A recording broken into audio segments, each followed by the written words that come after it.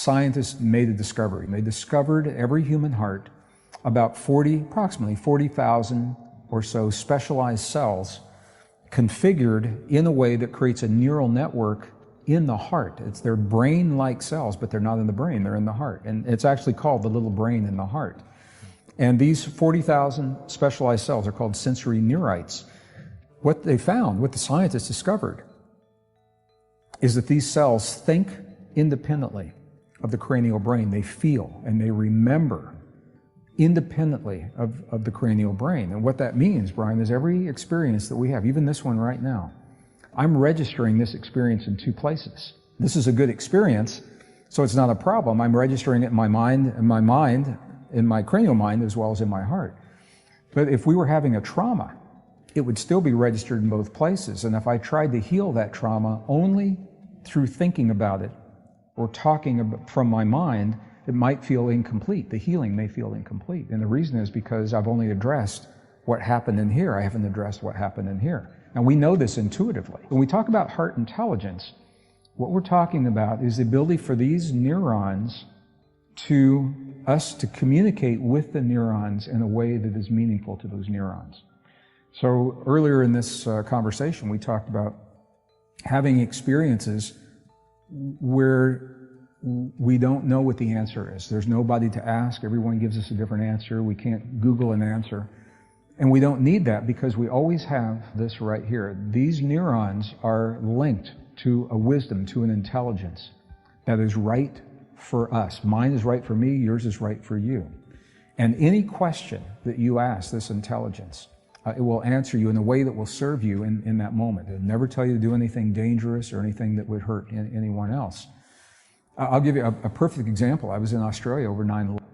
Couldn't get back into my own country until the flights were flying again. And when they did fly, I was in Sydney, Australia, and there was a Boeing 747, that's a big plane, with fewer than 20 people that were going to come to the U.S. And there was, at the ticket counter, we were at the gate to board, and the agent said, there's so few people, we're not going to board by boarding rows. You can board this plane if you want to and go to America. And I said, well, you don't sound very encouraging. She says, I don't know what happened in that country. She says, but this plane's going to go there. If you want to go there, I don't know if it's going to happen again. I don't know if it's over, but if you want to get on the plane, get on the plane. And really didn't instill a lot of confidence in me or the other people that were there.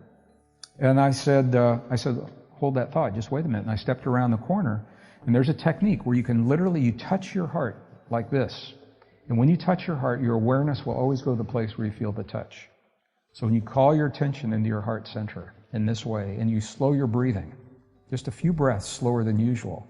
When you slow your breathing, it tells your body that you are safe. You're in a place that's safe. And when you're safe, and you feel safe, it's a switch. It's like an emotional trigger that frees the rejuvenating and the healing chemistry in the body, because the stress and survival chemistry is not needed if you feel safe.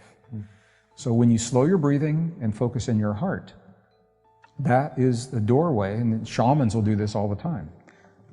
Monks, nuns, you see them do this all the time, to that heart intelligence. And I asked my heart, my heart, is this a safe flight for me to take? Because my head, if you ask your head, this is so interesting scientifically, because the brain's a polarity organ, left and right brain. And there's always going to be a right and a wrong, good and a bad, success, failure.